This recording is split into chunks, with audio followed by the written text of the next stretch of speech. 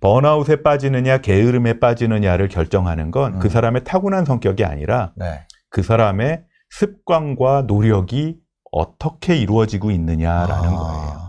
인사과에서 새로운 직원들을 뽑을 때 가장 중요하게 여기는 게 정신과 의사들은 그런 사람들을 젖은 장작과 마른 장작이라고 얘기를 해요. 네. 마른 장작들은 어떤 사람들이냐 하면 일을 하다가 보면 힘들잖아요. 그리고 못했으니까 위에서 혼날 거 아니에요. 네. 잔소리도 듣고. 네. 똑같은 잔소리 했는데 한 친구는 다음날 와가지고 팀장님 안녕하세요. 잘 주무셨어요? 그러고는 커피 2개 딱 뽑아가지고 아이스 아메리카노 나눠 먹으면서 그냥 똑같이 일했어. 어떨 땐 궁금하죠. 요 놈이 내가 어저께 혼낸 걸 기억은 하나? 네. 근데 발랄해 일단. 그리고 열심히 해요. 네. 나름 일할 만하죠. 근데 또 한 친구는 똑같은 잔소리를 했는데 별로 혼내지도 않았어. 그냥 네. 이 일은 나 같으면 요렇게 하지. 지금 A씨는 혜민 씨는 요렇게 해서 틀렸어요. 라는 얘기만 했을 뿐인데 네. 다음날 아침 9시 반쯤 전화가 와요. 아무래도 그 일은 나랑 적성에 안 맞는 것 같아서 저 안 나가겠습니다. 네. 그럴 수 있죠. 이게 마른 장작의 특징이에요. 타고나기를 상처 잘 입고 예민하고 네. 그 좌절을 좀 잘 겪는 분들이 있어요. 그런 분들은 약간 마른 장작에 가까운 분이고 네. 좀 뻔뻔한 사람들이 있어요. 그 웬만한 좌절에는 쉽게 굴하지 않고 네. 뭐 한 번 넘어졌으면 툭툭 털고 다시 일어나면 되지 라는 성격을 타고난 사람들이 있습니다. 네. 그렇게 타고난 사람들은 정말 복받은 사람이죠. 근데 네. 그걸 또 심리학자들이 연구를 했어요. 타고난 성격은 분명히 있더라. 예민한 사람과 약간 둔감하고 잘 이겨내는 네. 이걸 이제 심리적 회복력이 좋은 사람들이 있는데 심리적 회복력. 네, 네. 심리적 회복력이 좋은 분들이 분명히 네, 있기는 네. 한데 네. 그렇게 타고났다 그래서 다 번아웃에 빠지고 다 게으름에 빠지는 건 아니더라. 약하게 태어났다 그래서 예민하게 그렇죠. 태어났다 그래서 네네. 그 연구를 해봤더니 오히려 계획표 잘 세우고 네. 성실함을 유지하려고 하는 사람들은 네. 타고난 성격이 예민하다고 하더라도 성과가 좋더라. 그리고 우울감도 적고 네. 번아웃도 적더라. 네네. 한마디로 정리를 하면 번아웃에 빠지느냐 게으름에 빠지느냐를 결정하는 건 그 사람의 타고난 성격이 아니라 네. 그 사람의 습관과 노력이 어떻게 이루어지고 있느냐라는 거예요. 그럼 우리가 이렇게 툭툭 털어낼 수 있는 사람으로 키울 수 있나요? 애를? 그냥 개인적으로 좀 애가 그랬으면 좋겠어서. 네. 네. 키울 수가 있죠.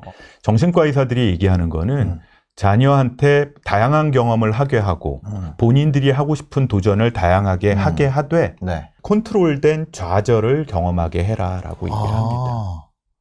자, 머리가 좋아서 평생 동안 나이 먹도록 좌절을 안 해본 친구들이 네. 나이 먹고 20 넘어서 뭐 직장에 들어가서 또는 뭐 의사가 돼서 또는 회계사가 되고 변호사가 돼서 좌절을 겪는다고 생각해 보세요. 네.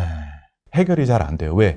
해결해 줄 사람이 없지. 지가 다 해야 되는데. 네. 나중에 20몇 살에 직장 생활을 처음 시작할 때까지 죽어라 공부만 하는 바람에 사춘기를 안 겪은 사람들이 가끔 있어요.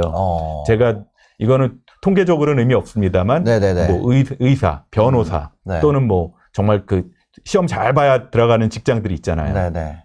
이런 직장에서 일하는 친구들 중에 그 직장에 들어가서 자기 성격이 형성되는 사람들이 있어요. 성격은 언제 형성되냐 하면 네네. 질풍노도의 시기도 겪고 좌절도 겪고 감정 조절하는 거를 스스로 좀 경험해 본 시기를 겪은 다음에 네. 자기의 퍼스널리티라는 게 만들어지거든요. 근데 그런 거를 공부를 하려면 그걸 다 누르고 있었어야 되잖아요. 네. 생각해보세요. 사춘기 제일 많이 겪는 게 중2부터 고2인데 네. 그 시기에 중2병 한 2년 앓고 나면 요새 같은 시기는 공부 잘 안 못하잖아요. 그죠. 옛날에는 네. 가능했어요. 저 때나 아마 요때도 그랬을지 네, 네, 모르겠는데 네, 네. 조금 늦게 공부 시작했어도 할 수가 그죠, 있었는데 지금은 보니까 중간에 잠깐이라도 쉬면은 약간 줄이 밀리더만. 그게 엄청납니다. 그러니까 요즘에. 애들이 유치원 때부터 엄마들이 그렇게 공부시키려고 맞아요. 그러잖아요. 네. 근데 그런 시기를 좀 겪게 해주지 않으면 나이 먹어서 고생들을 해요. 왜 병원에서 의사들이 농담 삼아 얘기하는 것 중에 네. 정형외과 의사 캐릭터, 내과 의사 캐릭터, 네. 또는 뭐 변호사의 성격, 회계사의 성격, 이런 우리가 그냥 프로토타입이라고 얘기하는 거 있잖아요. 네네네. 회계사 그러면 왠지 좀 꼼꼼할 것 같고, 네네네. 뭐 의사 그러면 왠지 좀 잘난 척할 것 같고, 변호사 그러면 자꾸 법적인 거 캐물을 것 같고. 네. 근데 실제 그런 분들이 있거든요. 네네네. 그런 분들은 자기 성격이 나이 먹고서 만들어진 거예요. 아, 직업적 성격으로 그냥 네. 만들어진 거구나. 그냥 거기 윗사람들이 보이고 있는 그런 성격을 그냥 자기 성격으로 그냥 받아들인 거죠. 원래 성격이라는 건 심리학 교수님들 하는 말 스타일로 얘기를 하면 크게 5가지 기준으로 얘기합니다. 네네. 그 사람이 얼마나 개방적인지, 얼마나 성실한지, 네. 그 다음에 얼마나 외향적인지, 네. 그리고 얼마나 우호적인지, 얼마나 예민한지. 네네네. 이 5가지 기준으로 하면 사람들이 대충 정리가 돼요. 첫 번째는 얼마나 개방적인지. 개방적인지. 새로운 거를 바라받아 봤을 때 쉽게 그걸 거부하지 못하고 그걸 한번 이용해 보는 거. 네. 자, 개항 초기에 일본 사람들은 네덜란드 물건이면 무조건 써봤대잖아요. 네네네. 한국 사람들은 무조건 문 닫았고. 이게 이제 개방적입니다. 네네. 그다음 2번째 얼마나 성실한지. 성실. 네. 새로운 사람 뽑을 때 되도록이면 성실도가 높으면 좋겠잖아요. 그쵸. 그리고 100점 만점에 그 7, 80점은 돼야 사람을 좀 쓰지. 네. 그 다음이 외향성입니다. 외향성이 되도록이면 사람들하고 잘 어울리고 외향적인 사람이 되게 좋은데 네. 지하철 기다리면서 모르는 사람하고도 대화할 정도까지 외향적인 건 좀 그렇잖아요. 아, 그죠. 예. 한 60점, 70점 그 사이에 외향성이면 될 것 같아요. 그 다음에는 우호적인 거. 우호적. 나랑 뜻이 다르다고 가시도 치면 위험하잖아요. 그러니까 잘 싸우는 사람. 팀 회의할 때 네. 나랑 의견만 다르면 싸우는 거 잘하는 그 네, 불독들 있잖아요. 네. 불독들. 네. 적당히 불독들이 있어야죠. 그래야 다른 팀 회의할 때 보내면 되니까. 근데 너무 불독 같으면 그 사람 때문에 팀이 깨져. 그러지는 않아야 되는 거고요. 네. 그 다음에 이제 나오는 게 예민함. 얘는 별 말도 안 했는데 우울해하고 별 말도 안 했는데 짜증나고 분노하고. 네. 인사과에서 여러분들 인성검사라는 거 하잖아요. 네네. 그때 평가하는 게 사실 그런 것들을 평가를 해요. 개방성, 성실성, 외향성, 우호성, 예민함. 야, 이거 각자들 좀 마음속에 있을 것 같은데. 이거 요새 그 카톡 페이지 중에 네. 이런 심리 검사하는 것들이 있더라고요. 거기서 그래요? 또 지금 제가 말한 5가지 기준으로 당신이 몇 점인지를 알려줄 수가 있어요. 아, 저 그냥 딱 봐도 저는 되게 개방적이고 성실한데 외향성이 좀 떨어지고 우호성도 좀 떨어지고 예민함은 높은 것 같아요. 그래서 저는 그런 사람들이 성공하더만 보니까. 아, 그래요? 이제 약간 내향적이고 예민하다는 얘기는 자기 일의 완결성에 되게 충실하다는 얘기니까. 네. 지금 이럴 때는 되게 사람들하고 잘 지내지만 혼자 있는 순간이나 사업 계획 혼자 하고 있을 땐 굉장히 약간은 강박적일 수도 있게 되게 신경 많이 쓴다는 얘기잖아요. 안 될까봐 불안도 많이 해야 하고. 맞아요. 그거는 물론 그게 너무 심하면 문제겠지만 그게 적당한 수준으로 유지가 되지 않으면 그거 걱정도 안 하고 그런 내향성도 없으면 사이코패스게. 아, 그렇죠. 그러니까요. 그렇죠. 그러니까 다른 사람 이용해 먹겠다는 얘기밖에 안 되잖아요. 맞아. 그래서 사람이 이게 밤 성격이랑 또 낮 성격이랑 다를 수도 있는 것 같아요. 아까 이 번아웃에 대해서 나와 있잖아요. 얘기하실 때 체력이랑 이런 거 얘기하셨잖아요. 맞습니다. 저는 이렇게 한 3, 4시까지 안 자면 밤이 될수록 되게 예민한 성격이 되고 자고 일어나면 다시 멀쩡한 사람이 되고 약간 그런 게. 그래서 제가 책에도 그런 얘기를 했었지만 그렇게 그런 무기력증과 번아웃을 이겨내는 방법 중에 첫 번째도 잘 쉬는 거예요. 잘 쉬는 거. 잘 쉬는 거 방법 첫 번째가 자는 거거든요.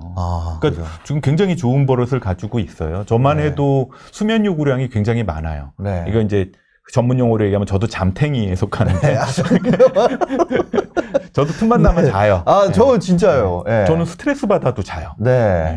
잠의 기능은 첫 번째는 메모리를 정리해주는 기능이 있어요. 하루 안에 들어온 정보량이 무지 많은데 그거 다 외우고 있으면 안 되잖아요. 하룻밤에 자면서 렘 수면을 거치면서 외워야 될 건 장기 기억으로 들여보내고 우리 그 영화 인사이드 아웃에 나오는 것처럼 그렇지 않은 거는 이렇게 지워버리거든요. 그게 첫 번째 기능이고 두 번째 기능은 노폐물들을 없애버리고 마음 안에 그 낮에 하루 동안 있었던 일들 중에 나름 상처 입은 거 아니면 내가 누군가한테 잔소리한 것 때문에 내가 또 스스로 신경 쓰는 거. 사람이라는 게 정말 독하고 그런 반사회성이 너무 강한 사람 아니면 내가 할 얘기지만 할 얘기 다 해놓고 혼낼 거 다 혼내놓고 돌아서 마음이 아프고 마음에 잔상이 남아있잖아요. 그런 마음 속에 남아있는 감정적인 잔상 또는 감정적인 찌끄러기들을 지우는 기능을 네. 잠이라는 게 해요. 아하. 그러니까 사람마다 네. 잠 요구량이 이렇게 안 많은 사람들도 있는데 네. 만약에 내가 잠 요구량이 조금 많은 사람이다 생각하면 저도 사실은 네. 오전에 이른 아침부터 일을 좀 해야 되는 날들이 네, 네. 있잖아요. 강의를 한다든지 네, 네. 아니면 뭐 또 준비를 하느라고 그러면 중간에 한 점심시간쯤 해서 네. 한 20분, 30분 정도 자요. 아, 그건 되게 좋더라고요. 그때 아주 깊은 잠까지는 아니더라도 보통 수면 1단계부터 1, 2, 3, 4단계 꿈꾸는 수면까지 한 바퀴 도는 게 1시간 반 정도 걸리는데 보통 20분 정도 자면 한 2단계 정도까지 네. 아주 깊은 수면은 아니지만 네. 한 2단계까지는 내려갔다 오잖아요. 그 정도만 해도 리프레시를 할 수가 있어요. 이 실제로 노폐물이 배출되는 것도 있다는 거예요? 자면서? 그럼요. 우리가 왜 치매 걸린 사람들이 노인성 치매 걸리는 분들은 뇌세포와 뇌세포 사이에 네. 유해 단백질들이 배출되지 않고 쌓여서 생기는 거라고 얘기를 하잖아요. 아, 뇌에도 노폐물이 있는 거예요? 그럼요. 우리가 노폐물이라는 게 딴 게 아니라 네네. 우리 뇌를 유지하기 위해서 필요한 당분, 그다음에 단백질, 지방질들이 있을 텐데 네네. 그게 영양분으로 들어갔다가 그게 일정 부분 쓰여지고 나면 나머지 것들은 나와야 될 거 아니에요. 네네네. 그게 나오고 자연스럽게 배출이 되는데 그게 배출이 안 되고 남으면 그게 노폐물이 되는 거예요. 뭐 피부 노폐물 이런 것만 노폐물이 아니라. 네, 그러면 그게 노폐물이 돼서 세포 사이사이에 끼면 네. 마치 나이 들면 얼굴에 검버섯 생기듯이 뇌사진 찍어도 검버섯 같이 이렇게 보이는 거죠. 그게 보여요? 찍으면? 그것도 그럼요. 그냥 일반 MRI 말고 네네. 그거 보이는 사진이 있어요. 네네네네. 근데 이제 잠이라는 건 그런 일상의 노폐물들, 뇌에 있는 노폐물들을 네. 배출하는 기능이 있거든요. 네네네. 그래서도 잠 자는 게 중요합니다. 그러니까 자고 일어나면 싹 깨끗해지는 느낌이 있으니까 그 느낌이 되게 좋더라고요. 근데 문제는 젊은 시절에는 뭐 일상적으로 평균적으로 7시간에서 8시간, 7시간 반 정도는 자야 된다고 이제 평균 얘기를 해요. 너무 많이 자도 안 좋고 너무 조금 자도 안 좋다 그러는데 사실은 당장 문 열고 나가서 만나는 10명의 젊은이들 만나서 평일에 7시간 자냐고 물어보면 그렇게 잘 수 있는 사람 별로 없을걸요. 그죠. 일하는 사람들이라면. 해야 될 게 많으니까. 12시까지 뭐 일을 하던 뭐를 하던 12시는 넘어 자니까 되게. 아침에 6시, 7시 전엔 또 일어나야 될 거 아니에요? 출근하려면. 그러면 모자르는 잠들이 있을 텐데 그 모자르는 잠은 주말에 그냥 몰아서 좀 자는 것도 괜찮다라고 얘기를 합니다. 그걸 그 수면의학자 책에 보면 캐치업 슬립이라고 얘기를 해요. 캐치업 슬립? 예, 그 잠 모자라는 걸 따라잡는 거죠. 캐치업 슬립. 캐치업. 네. 캐치업 아니고. 네네네. 그렇게 해도 괜찮다. 네. 그렇게 잠을 자는 거, 그 다음에 두 번째가 젊을 때부터 자기 체력 믿지 말고 운동을 좀 해라. 맞아. 생활체육이라도. 운동을 좀 해라라고 얘기를 합니다. 교과서에서 보면 공영방송에서 얘기하는 기준은 빤해요. 치매를 예방하기 위해서건 우울증을 예방하기 위해서건 번아웃을 예방하기 위해서건 해야 될 일은 일주일에 4일에서 5일 이상 적어도 매일 30분 이상씩은 걸어라예요. 유산소 운동을 기본으로 하라는데 매일 30분 걷기. 그거 사실은 쉽지 않아요. 그래서 나온 말들이 소위 말하는 니트 운동이라는 걸 하라고 니트 그랬어요. 운동이요? 그건 뭐예요? 넌 엑서사이즈 에어로빅 더모제너시스라고 얘기를 해서 굳이 대놓고 운동은 안 하더라도 몸 안에 칼로리를 태우는 운동을 하라라는 거죠. 무슨 얘기겠어요? 운전하지 말고 대중교통 이용하고 그 엘리베이터 타지 말고 걸어 올라다니고 리모컨으로 다 해결하지 말고 몸으로 좀 왔다 갔다 하면서 일하고 남 시키지 말고 본인이 좀 직접 하고 그리고 애 키우는 집들은 애 데리고 놀아주는 것도 사실은 충분한 엑서사이즈잖아요. 들었다 놨다만 해봐도. 엄청 되죠. 그 방아야 몇 번만 해줘도. 너무 그런 것들도 엑서사이즈로 사용을 하라라는 얘기들을 합니다. 근데 의외로 젊은 사람들이 내 미래를 위해서 성공을 위해서 공부나 일을 하고 컴퓨터 일을 하면서도 실제 몸 운동은 별로 신경 안 쓰는 사람들이 되게 많아요. 제가 그래요. 저한테 다니는 분 중에도 영화를 만들겠다고 나름 성과도 있는 분인데 네. 계속 난 영화 한다는 사람들이 그렇게 컴퓨터랑 지내는 시간이 많은 걸 처음 알았네. 그렇구나. 카메라보단 컴퓨터랑 있는 시간이 훨씬 많거든. 네네네. 엉덩이만 커지고 뚱뚱해져가지고 그냥 놔두면 당뇨병 생기겠더라고요. 우울증이 생겼다고 왔었는데 우울증이 문제가 아니라 그 사람은 살 빼고 운동시키는 게 가장 중요하더라고요. 그러니까 사실 번아웃이라고 하면 더 하기 싫으니까 더 안 움직임으로써 해결할 수 있다고 생각하기가 쉽잖아요. 안 그래요. 왜냐면 하기 싫은 게 병이니까. 지금 하기 싫은 게 뭐 병이라고 하긴 그렇지만 하기 싫은 상황이니까 이거의 목적도 모르겠고 내가 너무 하기 싫고 뭐라 그래야 될까요? 진짜 과자를 너무 많이 먹어가지고 처음에 맛있었어. 근데 입천장이 다 까졌는데 계속 과자 먹는 그런 느낌이잖아요. 그렇죠. 그래서 막 피가 나고 그런 상황이면은 안 움직이는 게 더 뭔가 해결책에 가깝지 않을까라는 생각이 드는데. 물론 에너지가 너무 떨어져서 네네. 에너지가 방전이 완전히 된 상태라면 자, 이 스마트폰을 예를 들면 이게 완전 방전되고 그냥 방전된 줄도 모르고 하루 정도 놔두고 나서 켜면 안 켜지잖아요. 네네네. 이게 줄 걸어놓고 조금 지나서 10몇 프로라도 좀 차징이 돼야 켜지지 않습니까? 나만 경험해본 거 아닐 텐데 사람 몸도 그래요. 에너지가 너무 없으면 지금 말한 것처럼 기본적인 에너지가 찰 때까지는 20, 30% 이상 에너지가 찰 때까지는 좀 쉬어줘야죠. 쉬고 요양이라고 이제 얘기를 하죠. 마음도 좀 비우고 정말 예를 들어서 내가 체력적으로도 지치거나 아니면 너무 인간적으로 상상도 할 수 없는 갑질을 당해서 내가 그만뒀다. 그럼 조금 쉬어야지. 근데 문제는 20, 30% 어느 정도 에너지가 차징이 된 다음이죠. 그 다음에 뭔가를 좀 해야 되는 거죠. 예를 들어서 그 전에 체력 문제 다음에 세 번째 문제가 이제 정신적인 문제가 없는지, 예를 들어서 우울증이나 공황장애나 뭐 외상 후 무슨 스트레스 장애 같은 수준의 심리적인 문제까지 일으켰는지는 확인을 해봐야 알겠지만 그게 아니라고 치면 그 다음부터는 내 일을 시작을 해야 돼요. 작은 일이라도. 그래서 자기 효능감을 끌어올려야겠네요. 다시 그렇게 자기 효능감이 올라가게 되면은 자존감도 올라오게 되고 그런 경험이 자부심이 되고 계획이 자부심이 되고 거기에 이제 체력이 같이 붙으면 앞으로 할 일에 대해서도 내가 할 수 있겠어라는 걸 하죠. 그래서 작은 프로젝트를 하면 이제 자기 조절감이나 이런 것도 올라가게 되고. 맞습니다. 이게 곳간에서 인심 나온다는 얘기 하잖아요. 이게 내가 하는 일이 잘 안 되고 각박하면 사람이 예민해지고 초조해질 수밖에 없거든요. 그러다 보면 감정 조절 잘 안 되죠. 나 공부 지금 되게 안 되는데 엄마가 와가지고 살살 해라. 그럼 엄마한테 신경질 내잖아. 그죠. 나 되는 것도 없는데 뭘 살살 해. 잘하고 있으면은 살살 하지. 그래서 평상시에 자기가 가지고 있는 에너지에 뭐 나이 40대 분들한테는 제가 자기가 가진 에너지의 80%로 할 수 있는 정도만 해라 라고 얘기를 합니다. 왜냐하면 그래야 20% 에너지는 예비력으로 가지고 있어야 인생이라는 게 살다 보면 갑자기 응급이 벌어지잖아요.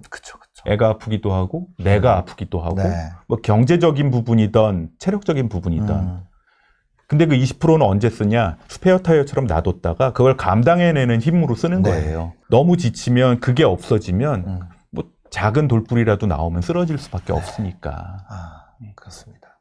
지금 무기력 혹은 번아웃, 게으름 이런 내가 움직일 수 없는 뭔가에 얽매여 있는 분이라면 한창수 교수님의 무기력이 무기력해지도록 이 책을 보시면 좀 도움이 될 것 같습니다.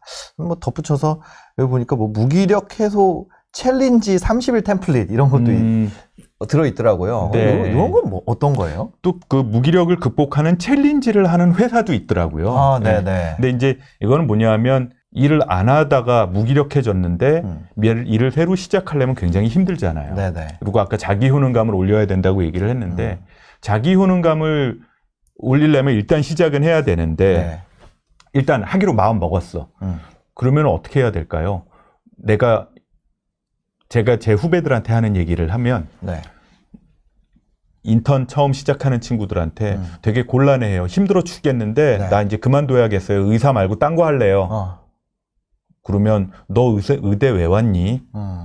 너 10년 후에 네가 뭘 하고 싶니? 근데 이런 친구들은 놀랍게도 10년 후에 내가 뭘 하고 있을지에 대한 상상을 별로 못 하고 있어요.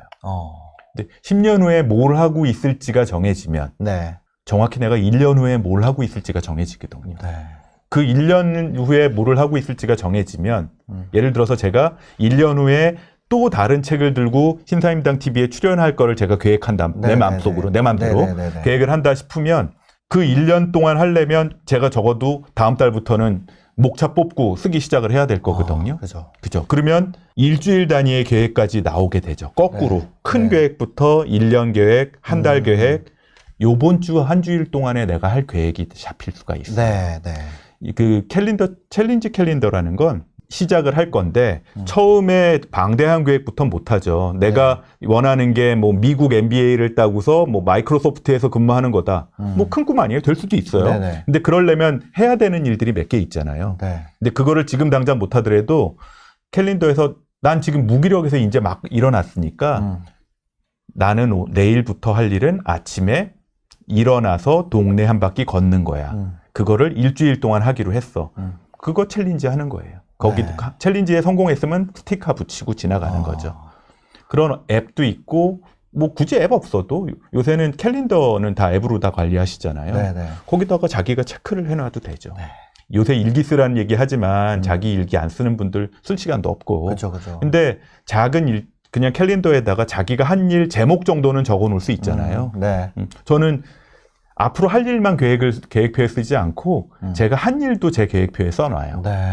그러면 그게 내가 한 일을 관리하는 거거든요. 그게 내가 일을 시작하는 것의 가장 쉬운 방법 중에 하나고요. 1년 후에 성공할 생각하지 말고 매일매일 성공하는 일을 시작해라라는 걸 더 중요시 여깁니다. 그러면 제일 쉬운 게 뭘까요? 저한테 우울증 온 분한테 제가 오늘 아침에도 그 얘기를 해드렸는데 우울증에서 이제 막 벗어났어요. 죽고 싶은 생각은 이제 안 하는데 이제 너무 힘들어서 이제 햇빛을 보러 나가기 시작을 했어요. 제가 처방을 약은 다음 달까지 먹어야 되니까 첫 번째 우울증 약 처방 한 달 채 한 다음에 두 번째 처방이 뭐냐 하면 매일 아침 정해진 시간에 나가서 30분 햇빛 쐬고 걷고 들어오기. 세 번째 처방은 매일 아침 8시에 일어나서 이빨 닦고 세수하고 머리 빗고 하다못해 조거 팬츠 정도 수준의 기본 옷으로 갈아입고 소파나 책상에 앉기. 이건 데일리 루틴이거든요. 그래서 이제는 죽을 것 같은 고통에서는 벗어났으니까 하루에 아침 루틴을 시작해라라고 얘기를 합니다. 와, 이 정신과 병원이라는 게 그러네요. 약간 정신과 병원이 무슨 일을 하나 생각을 해봤는데 정말 그런 일을 하는 거네요. 이렇게 다시 일으켜서 사회에 다시 넣어주고. 아까 얘기했잖아. 스타크래프트에 나오는 메딕 같은 그러니까, 존재라고. 그러구나. 그러니까 우리가 정서적인 부상병들을 이렇게 잘 수습해가지고 다시 전쟁터로. 뭐 전쟁을 안 할 거면 모르겠는데 뭐 이 세상은 경쟁 안 해도 돼. 너 이 세상에서 그냥 너 하고 싶은 것만 하고 상처 입지 말고 살아. 괜찮어. 그런 거짓말은 하지 마시고. 이 세상 그런 사회 없어요. 어차피 이 생활에는 누구나 다 자기 몫의 일은 어느 정도 하고 있어야 주변에서도 서로 도와주고 서로 협력해서 사는 게 사회인 거더라고요.